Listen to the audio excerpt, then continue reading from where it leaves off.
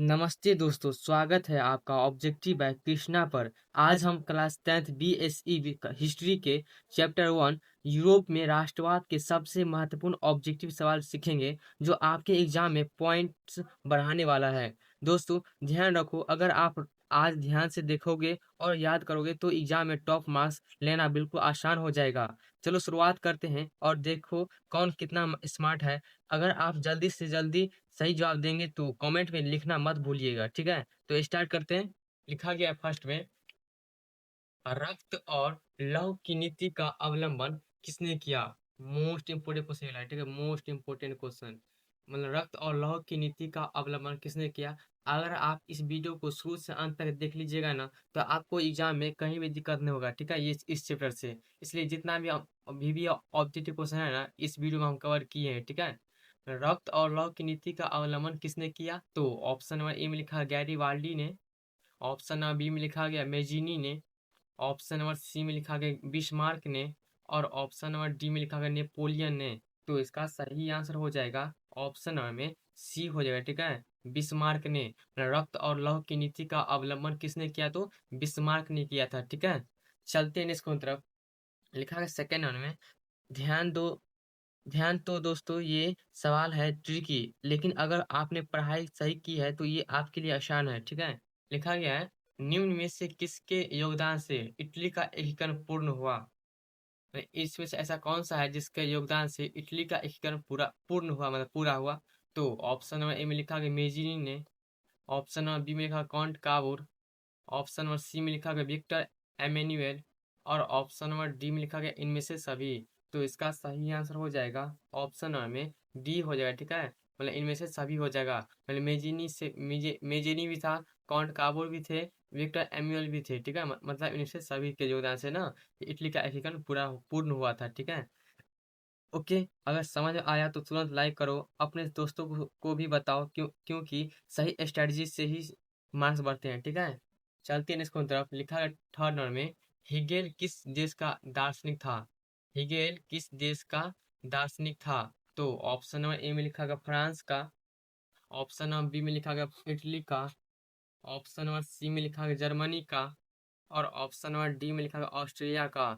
तो इसका सही आंसर हो जाएगा ऑप्शन नंबर में थर्ड नंबर का क्या हो जाएगा, तो सी हो जाएगा, ठीक है, जर्मनी का। मतलब हेगेल किस देश का दार्शनिक था, तो जर्मनी का दार्शनिक कौन था, तो हेगेल जी थे, ठीक है। बहुत इंपॉर्टेंट, ये क्वेश्चन एग्जाम में बहुत बार आया है, ठीक है, इसको इसलिए इसको याद करना मत भूलिएगा आप लोग, ठीक है। भाई एक सीट के बताओ, जो स्टूडेंट इग्नोर करते हैं वही क्वेश्चन परीक्षा में पकड़ लेते हैं, ठीक है, इसलिए ध्यान से देखो और याद करो। लिखा गया है मतलब नेक्स्ट क्वेश्चन में लिखा 4 नंबर में, जर्मन राइन राज्य का निर्माण किसने किया था। तो ऑप्शन नंबर ए में लिखा गया है लुई एक्स, मतलब ये चौदहवा, ठीक है, और ऑप्शन नंबर बी में लिखा गया है Napoleon Bonaparte, option number C में लिखा गया है नेपोलियन थर्ड, और ऑप्शन नंबर डी में लिखा गया है बिस्मार्क। यहाँ लुई ना 13वां लिखा गया है, 13, ठीक है, क्योंकि तीन तो है ना, 13 लिखा गया है, लुई 13। तो जर्मन राइन राज्य का निर्माण किसने किया था, तो ऑप्शन नंबर सही, इसका सही आंसर हो जाएगा ऑप्शन नंबर में बी हो जाएगा, ठीक है, नेपोलियन बोनापार्ट ने किया था जर्मन राइन राज्य का निर्माण। ओके, चलो अगला क्वेश्चन देखते हैं। ध्यान रखो, ये भी हाई प्रायोरिटी वाला एग्जाम है, ठीक है। लिखा गया है 5 नंबर में, वियना कांग्रेस का मुख्य उद्देश्य क्या था। वियना कांग्रेस का मुख्य उद्देश्य क्या था। तो ऑप्शन नंबर ए में लिखा गया गणराज्यों को पुनः स्थापित करना, ऑप्शन नंबर बी में लिखा गया लोकतंत्रों को पुनः स्थापित करना, ऑप्शन नंबर सी में लिखा गया राजतंत्रों को पुनः स्थापित करना, और ऑप्शन नंबर डी में लिखा गया इनमें से कोई नहीं। तो इसका सही आंसर हो जाएगा ऑप्शन नंबर में 5 नंबर का क्या हो जाएगा, तो सी हो जाएगा, ठीक है, राजतंत्रों को पुनः स्थापित करना सही आंसर हो जाएगा। कमेंट में लिखो कौन सा सवाल आपको सबसे ट्रिकी लगा, मैं अगले वीडियो में उसका शॉर्टकट ट्रिक दिखाऊंगा। स्टे टर्न और स्मार्ट बनो, ठीक है। चलते नेक्स्ट की तरफ। लिखा गया 6 नंबर में, फ्रांसीसी क्रांति कब हुई। फ्रांसीसी मोस्ट इंपोर्टेंट वाला क्वेश्चन है, बहुत ज्यादा इंपोर्टेंट वाला है, ठीक है, बहुत ही ज्यादा इंपोर्टेंट वाला क्वेश्चन है। फ्रांसीसी क्रांति कब हुई। तो ऑप्शन नंबर ए में लिखा गया 1789 ईस्वी में, ऑप्शन नंबर बी में लिखा गया 1804 ईस्वी में, ऑप्शन नंबर सी में लिखा गया 1871 ईस्वी में, और ऑप्शन नंबर डी में लिखा गया 1817 ईस्वी में। तो इसका सही आंसर हो जाएगा ऑप्शन नंबर 6 नंबर का क्या हो जाएगा, तो ए हो जाएगा। ठीक है, 1789 ईस्वी में ना फ्रांसीसी क्रांति हुई थी। ठीक है, फ्रांसीसी क्रांति कब हुई थी, तो 1789 ईस्वी में। बहुत ज्यादा इंपॉर्टेंट ये क्वेश्चन है। ओके, ठीक है, चलते नेक्स्ट की तरफ। लिखा गया है 7 नंबर में, मेजिनी का संबंध किस संगठन से था। मेजिनी जो था उसका संबंध किस संगठन से था। तो ऑप्शन नंबर ए में लिखा गया लाल सेना से, ऑप्शन नंबर बी में लिखा गया है कार्बोनारी से, ऑप्शन नंबर सी में लिखा गया है डाइट से, और ऑप्शन नंबर डी में लिखा गया है जालवेरिन से। अगर दोस्तों एक मतलब ये जो अगर क्वेश्चन आ गया एग्जाम में तो आपको एक नंबर फिक्स है। ठीक है, क्योंकि ये question point exam point of view से बहुत ज्यादा इंपॉर्टेंट है, जो BACV एग्जाम में बहुत बार पूछा गया था ये क्वेश्चन। ठीक है, मेजिनी का संबंध किस संगठन से था, तो सेवन का सही आंसर क्या हो जाएगा, तो ऑप्शन नंबर में 7 नंबर का बी हो जाएगा। ठीक है, कार्बोनारी से हो जाएगा सही आंसर। ओके, चलते हैं नेक्स्ट की तरफ।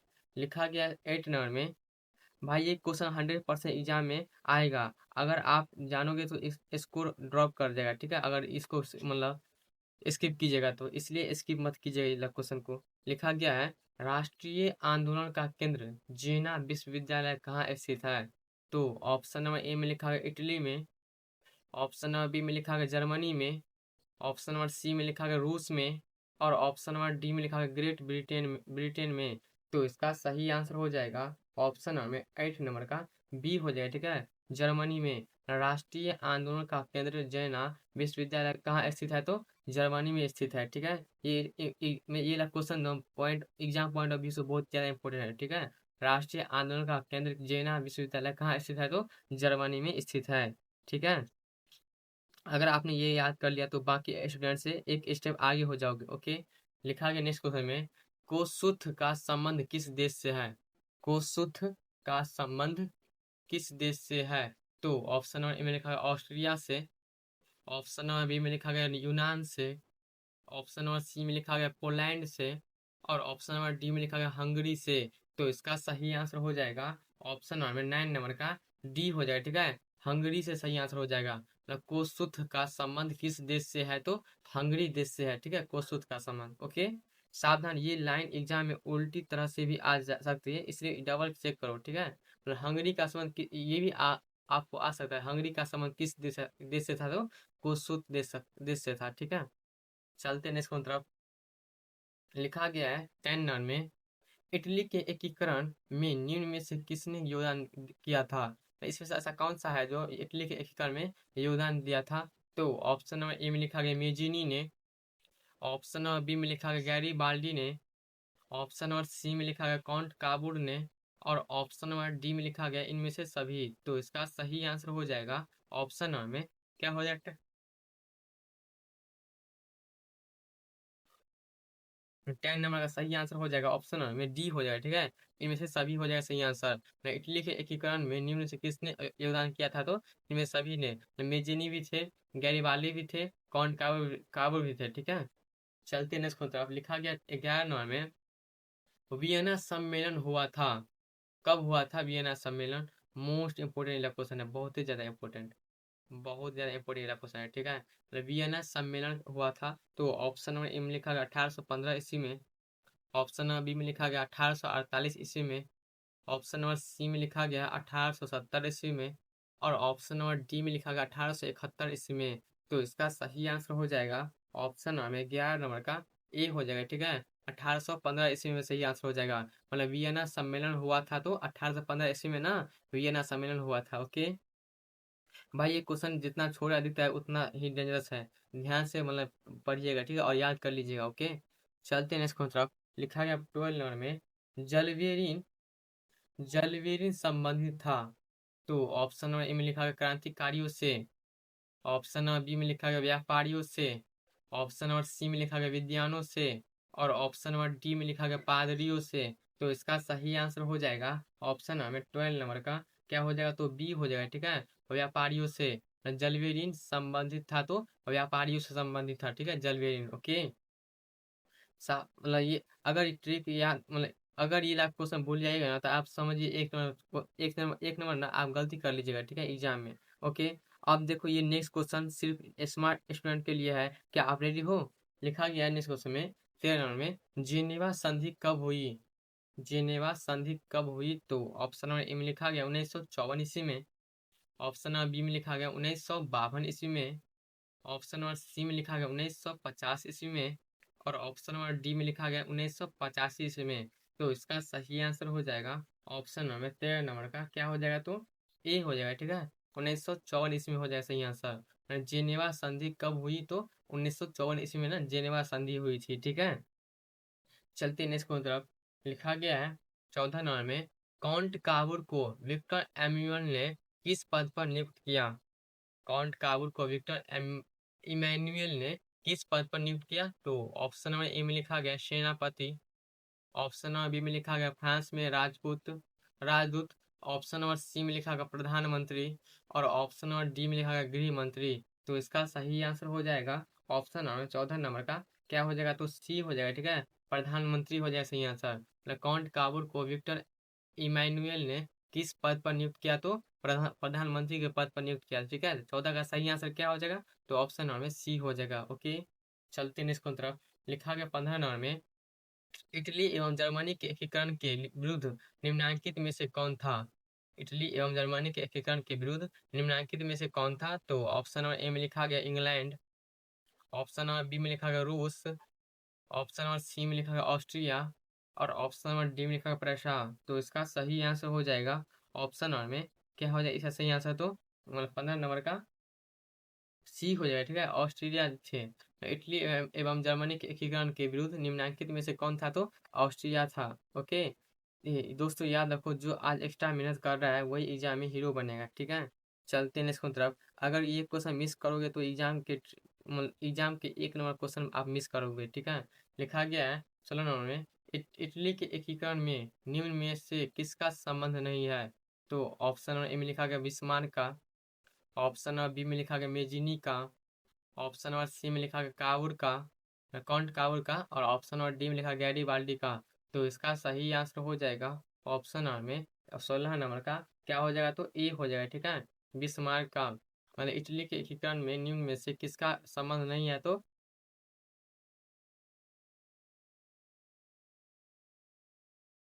बिस्मार्क का संबंध नहीं था, ठीक है, इटली के एकीकरण में, ओके। चलते हैं नेक्स्ट की तरफ।